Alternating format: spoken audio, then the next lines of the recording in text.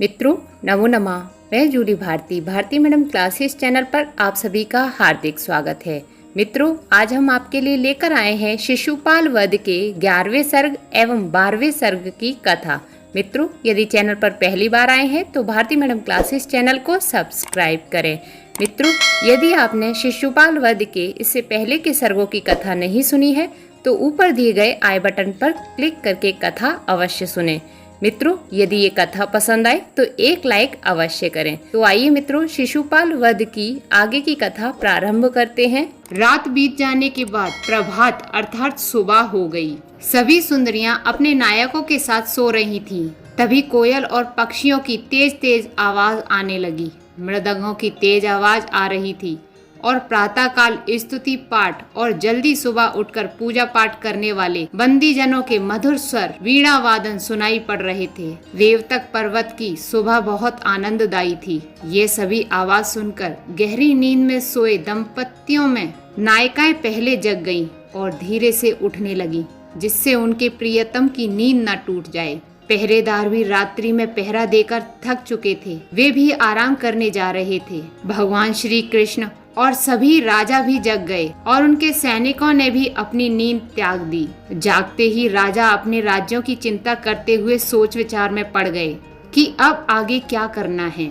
इस प्रकार भगवान श्री कृष्ण के साथ मंत्रणा करने लगे। तब सेना के खड़े खड़े सो रहे घोड़े भी जाग गए। चारों ओर फूल खिल गए थे। पूरे रेवतक पर्वत पर सुगंध ही सुगंध फैली हुई थी और मंद मंद हवा चल रही थी। वीरांगनाएं राजभवन से अपने अपने निवास स्थान पर वापस जा रही थीं। सूरज पूर्व दिशा से उदित हो गया था। मित्रों यदि आपने संस्कृत के नाटकों की कथा हिंदी में नहीं सुनी है तो ऊपर दिए गए आई बटन पर क्लिक करें। मित्रों अब यहाँ से शिशुपाल वध के 12वें सर्ग की कथा प्रारंभ होती है। इस प्रकार सूर्य निकल आने के बाद घोड़ों और हाथियों पर सवार सभी राजा भगवान श्री कृष्ण के शिविर के बाहर भगवान श्री कृष्ण का इंतजार करने लगे। इसके बाद भगवान श्री कृष्ण अपने मनोहर रथ पर बैठकर बाहर आए और सभी हस्तिनापुर के लिए चल दिए। भगवान श्री कृष्ण के चलने पर अन्य राजा भी उनके पीछे पीछे चलने लगे। तब भगवान श्री कृष्ण की सेना ने शिविर के तंबू कनात आदि को समेटकर गाड़ी ऊंट बैल खच्चर आदि अपने वाहनों पर लाद दिया और स्वयं पैदल चलने लगे। उस समय भगवान श्री कृष्ण की सेना विशाल रूप में दिख रही थी। भगवान श्री कृष्ण की सेना ने 5 जन्य शंख एवं मृदंग आदि बजाना आरंभ कर दिया जिसकी भयंकर ध्वनि से विपक्षी राजाओं का हृदय दहलने लगा। भगवान श्री कृष्ण रथ पर बैठे आगे चल रहे थे और उनके पीछे पीछे सभी राजा सेना के साथ जोश में चल रहे थे। मार्ग में रथ के चक्कों की ध्वनि तथा हाथियों की तेज आवाज भी सुनाई दे रही थी। साथ में घोड़ों की हिनहिनाहट सुनाई पड़ रही थी। जल्दी जल्दी दौड़ने पर घोड़ों के खुरों की टप टप आवाज आ रही थी। भगवान श्री कृष्ण के साथ अनेक राजा थे। राजाओं के सिर पर छत्र लगे हुए थे। राजाओं के सिर पर छत्र लगे होने पर दूर से सभी लोगों को छत्र ही छत्र दिखाई दे रहे थे। भगवान श्री कृष्ण रथ पर बैठे बहुत सुंदर दिखाई दे रहे थे। बंदी जन भगवान श्री कृष्ण के आगे आगे चल रहे थे और भगवान श्री कृष्ण के गुणों की प्रशंसा में अनेक श्लोक गा रहे थे। भगवान श्री कृष्ण की सेना समुद्र जैसी विशाल होने पर भी मर्यादा में रहकर चल रही थी। गांव की सभी स्त्रियां भगवान श्री कृष्ण को छिप छिप कर बार बार देख रही थीं। भगवान श्री कृष्ण ने देखा कि गांव के गोप मंडली बनाकर बैठे हैं और मदपान करते हुए बहुत खुश हो रहे हैं।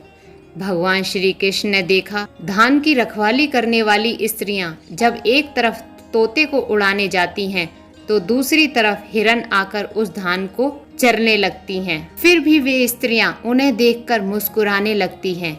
इस प्रकार भगवान श्री कृष्ण ने व्याकुल हुई उन स्त्रियों को मुस्कुराते हुए देखा। भगवान श्री कृष्ण की दौड़ती हुई सेना के पैरों से उड़ी हुई धूल पर्वतों की चोटियों तक पहुंच रही थी।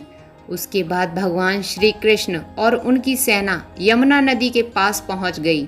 विशाल यमुना नदी को पार करते समय नदी का जल प्रवाह दूसरी दिशा में बहने लगता। हाथी और घोड़े नदी के तटों को तोड़कर समतल बना रहे थे। उसके बाद भगवान श्री कृष्ण और उनकी सेना ने नौकाओं से यमुना नदी को पार कर लिया। हाथी और घोड़ों ने भी यमुना नदी को पार कर लिया। कुछ सैनिक तो हाथों से ही तैरकर नदी के पार पहुंच गए। इस प्रकार लक्ष्मी के पति भगवान श्री कृष्ण और उनकी विशाल सेना यमुना नदी को कुछ समय में ही पार कर उस पार पहुंच गई। उसके बाद भगवान श्री कृष्ण अपनी सेना के साथ हस्तिनापुर की ओर चल दिए। मित्रों, इस प्रकार शिशुपाल वध के 12वें सर्ग की कथा यहीं पर समाप्त हो जाती है। मित्रों, यदि आपको ये कथा पसंद आई है तो वीडियो को लाइक करें और अपने फ्रेंड सर्कल में इसे शेयर करें और साथ ही साथ हमें कमेंट बॉक्स में कमेंट करके अवश्य बताएं कि आपको ये कथा कैसी लगी। मित्रों, संस्कृत की कथाएं हिंदी में सुनने के लिए नीचे दिए गए डिस्क्रिप्शन बॉक्स के प्लेलिस्ट के लिंक पर क्लिक करें। मित्रों, इसी प्रकार की कथाएं सुनने के लिए भारती मैडम क्लासेस चैनल को सब्सक्राइब करें। बेल आइकन बटन दबाकर ऑल पर क्लिक करें, जिससे कि हमारी नई कथाओं के नई कहानियों के नोटिफिकेशंस आप तक पहुंच सके। मित्रों, कथा सुनने के लिए बहुत बहुत धन्यवाद। फिर मिलते हैं शिशुपाल वध के 13वें सर्ग की कथा के साथ।